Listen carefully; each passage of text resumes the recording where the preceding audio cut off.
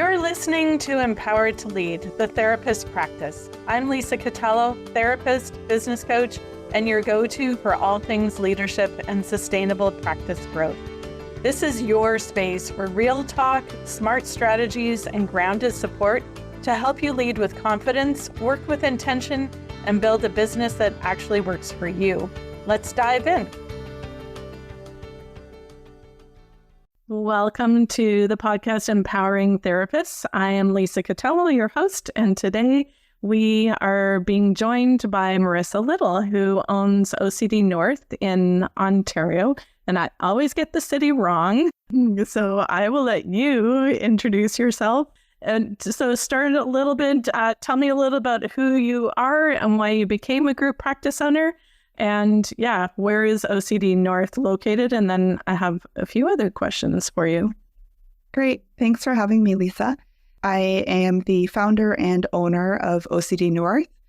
I really strongly identify with being a female entrepreneur. And I live for the challenge of being a business owner.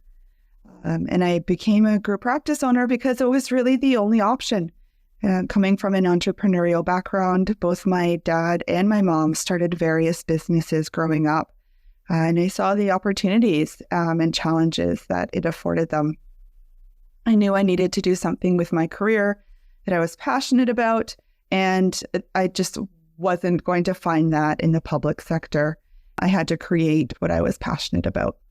This wasn't one of the questions that I sent you, but when you went to school for your master's, did you know that you would be an entrepreneur, or did that come after? I knew I wanted to be an entrepreneur. I just didn't know what that looked like. I always envisioned having a quote-unquote center. Tell us a little bit about OCD North. I was going to say the niche that is a little evident in the title, your locations, and the size of your group. We specialize in the evidence-based best practice for obsessive-compulsive disorder, exposure and response prevention. We are currently in 2 locations, Barrie, Ontario, and Surrey, British Columbia. We have a team of 11 social workers, 11 total, and 9 social workers and 2 nurse practitioners. That's awesome. You've grown so much. It's so fun. Are those therapists, are they contractors, employees, or renters? What kind of arrangement do you have with your team? They're just contractors. The only employees I have right now is myself and my clinic manager, who is full-time. Okay. We have lots of things to talk about. There's so many avenues that I could go down with you. You'll just have to have me on again. Yes, we will. I'm good with that. One of the reasons I wanted to have you on is because you have gone through some of the process a few years ago. I'm trying to think, like 3 or 4 years ago, I think. I think it was 5. Oh, seriously? That's gone so fast. With really so even when you were talking about you knew you wanted to be an entrepreneur and this is how it went, and you went through a process of, do I bring somebody else? You use the term into the fold so give a little picture before we dive into some of the questions I had. Like, what does that mean? I think you used the term into the fold. When you were considering more participation from this other person, what were you imagining it would look like? Really a division of shared leadership responsibility. Everything from recruitment, onboarding, networking, HR-related tasks, etc., like the daily operation of the clinic. So daily operations, kind of more admin side of things then? Yeah.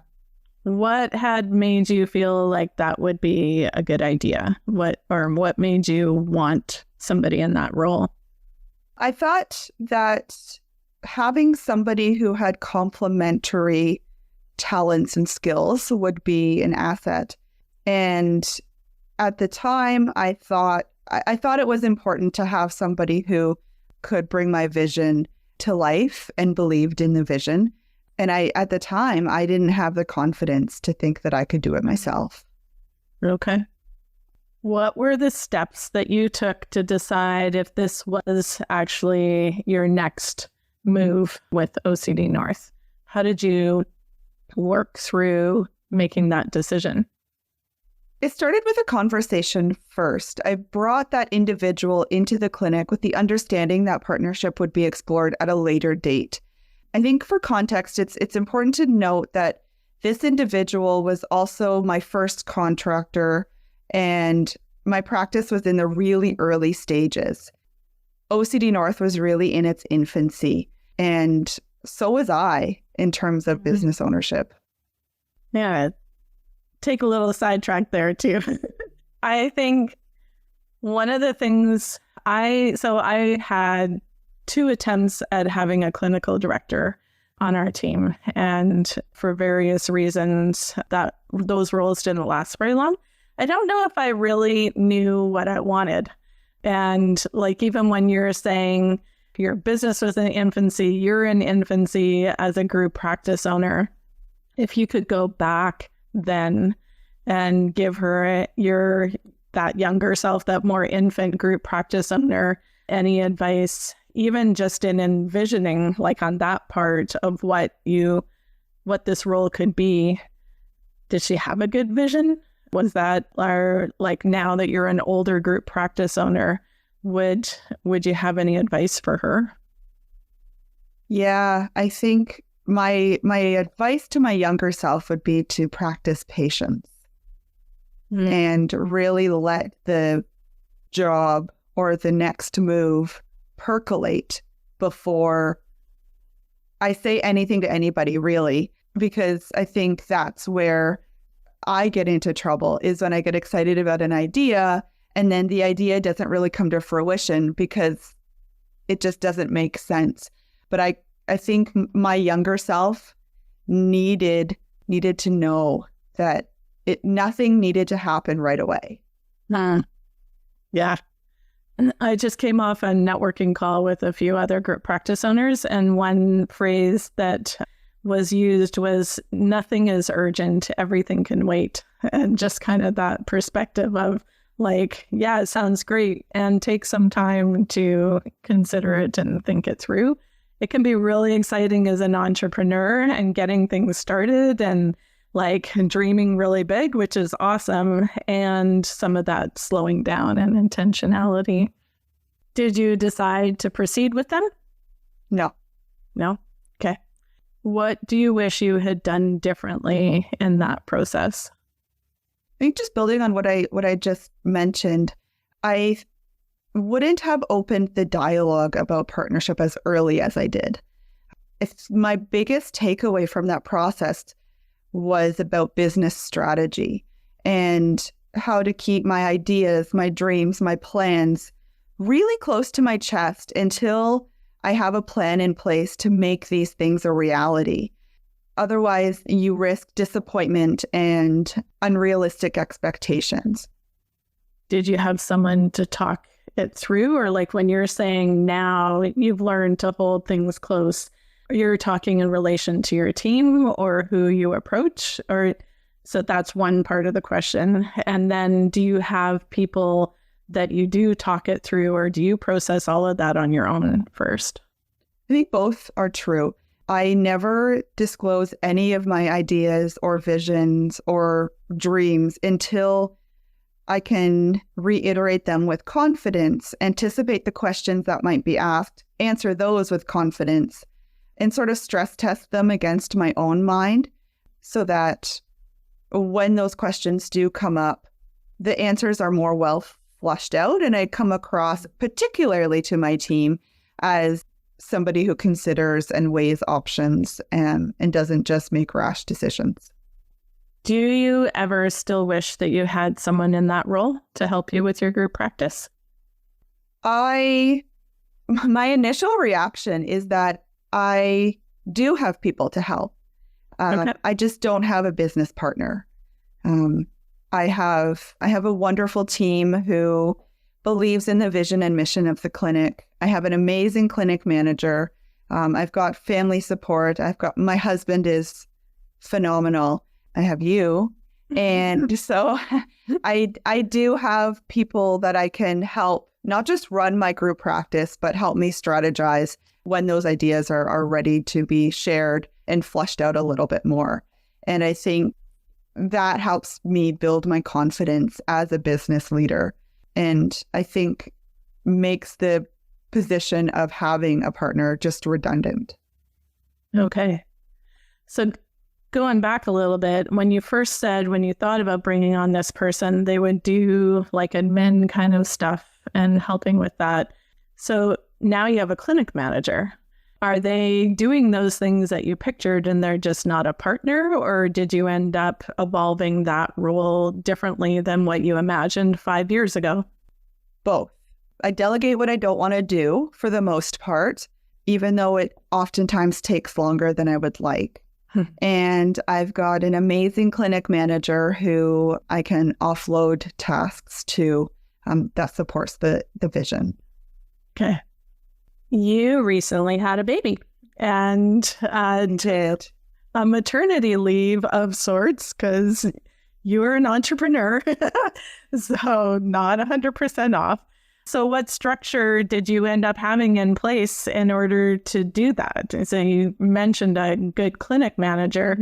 What did that look like to set you up to have a mat leave, to have time with your son? I have an 8-month-old, and I used my pregnancy to fuel my intentions for the practice. In 9 months, I doubled my team. I expanded to a second location. I diversified services and hired nurse practitioners. I delegated student supervision, established a maternity leave plan that I then shared with my team, and I established systems that I had previously been procrastinating on implementing. So I created the clinic that I always knew I wanted, but didn't really have any reason to push for it until I got pregnant and knew that the time is now. Okay. So basically got pregnant and, okay, let's make those systems happen because I don't want to be dealing with these questions every day while I'm on mat leave. Mm-hmm. How long will your mat leave be? I haven't decided yet. Okay. Which is the bonus of being an entrepreneur. Yes. So those systems are really paying off so that you're not feeling like I need to come back and take care of things, eh? No, everything that I'm doing now, granted, I have one of the best support systems I've ever heard of. And I don't say that to brag. I'm incredibly grateful and thankful. But my husband is at the point in his career where he can take some time off every week so that I can work. And my family comes in every week to give me time away. So I am very well supported. They say it takes a village. And as cliche as that is, I wouldn't be able to be the business leader I am without their support. And they are the reason I can say, I don't know when I'm going back full time. Okay. Because what I'm doing now is sufficient enough. And so you have a village at home and you've got a village at work to Correct. Help facilitate those. Hey? Mm-hmm. That's pretty cool. There is someone out there listening today who is feeling like they want to have a group practice, but they don't want to do it alone. So kind of coming back to that part, what would you tell them are 3 key questions to consider before they dive into bringing someone on to do this with them? Great question. I wish that I had listened to something similar back a few years ago. Mm-hmm. I think I would ask, why? Why don't you want to do it alone? Looking for, is it a lack of confidence like it was for me? Are you looking for somebody to complement your skill set? If it's a confidence thing, I would say do it scared, because ironically, that's the best thing for confidence. Mm.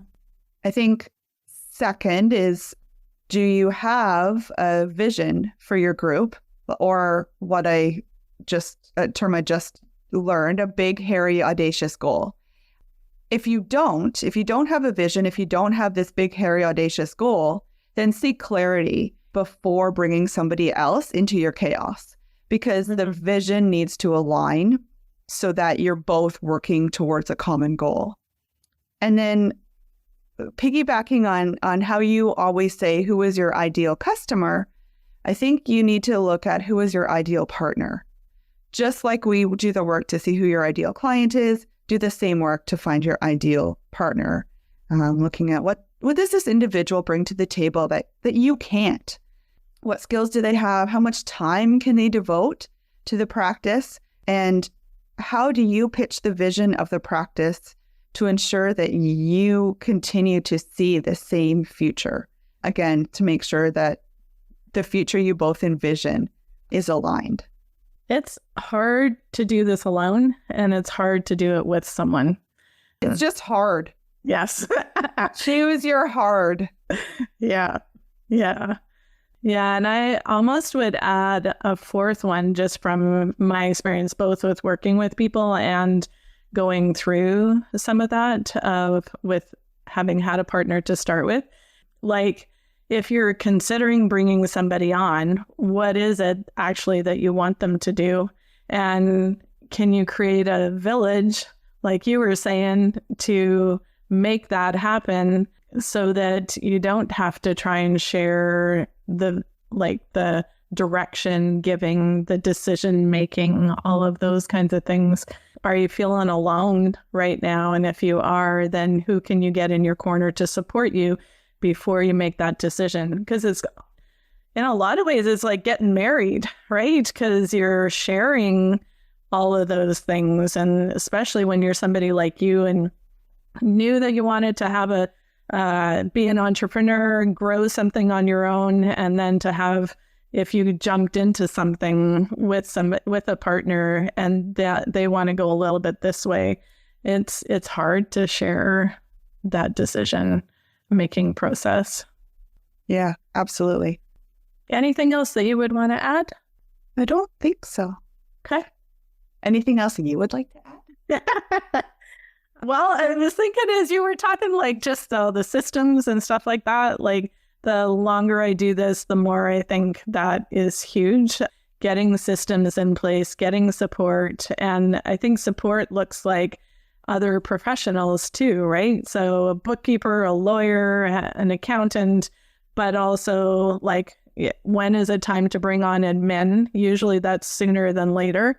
And then is it a clinic manager or is it a clinical director that you want? And why do you want one of those roles? What are you hoping that's going to take off your plate? Why? Like you were saying, so much of it comes back to like, what is my vision to, right? And where am I wanting to take this? And a lot of times we don't actually sit and do that. As entrepreneurs, we get so excited, and I call it shiny object syndrome. Here's something exciting, let's go do that. And if I can come back to why did I make that decision, or where is this taking me where I want to go? It's huge. Yeah, without a vision, you're lost, right? And you just end up spinning your wheels. You're not paying attention to the things you should be. And it's easy for shiny object syndrome to derail your whole practice if you let it. It's kind of scary how quickly it can happen. And I think a vision really helps. It's like your North Star. It keeps you grounded. Mm. Did you create that before you went through this process, or did you clarify it after you went through this experience? I've always had a vision for the clinic. Okay. So you just got back in touch with it. Exactly. Okay. Yeah. Thank you for spending time with me. Thank you for having me. Yeah. Merrisa is amazing. She's got so many goals and making them happen. And you got to watch out for her because you will see her across Canada at some point. And so exciting to watch you grow. If somebody wanted to reach out to you and ask a little bit more information about this experience, or how they can consider whether they want a partner or not, or just pick your brain, are you open to that? Absolutely. Yes. Okay. So we will put your contact information in the show notes. And Merrisa owns OCD North out of Barrie, Ontario, and BC as well. And yeah, thank you so much for being here. I appreciate it. My pleasure. All right. If you have heard anything on this podcast that kind of tweaks something in you, whether you're thinking about it bringing on a partner or you do or don't have a vision for your group practice, you want to get some efficient systems in place, please reach out. The Group Practice Connection is a membership where I provide resources and templates for you to do this well, to answer some of those questions that you have or didn't know that you have, and get some really good resources in place so that you can run your business and maybe take 9 months off in the future. Check out the link below and our show notes, and come and join us in Group Practice Connection to get support, build a village, and build an efficient group practice. Thanks for hanging out with me on Empowered to Lead, the therapist practice. I hope you're walking away with something that you can put into action, because leadership isn't about doing more, it's about leading with purpose. If you're ready for deeper support, I'd love to see you inside the Group Practice Connection, my monthly membership where Canadian therapists like you get coaching, community, and the tools to build a business that actually supports your life. You can check it out at grouppracticenetwork.ca. The link's in the show notes. And hey, don't forget to hit follow so you don't miss what's coming next. We're building something great here, and I'm so glad you're a part of it.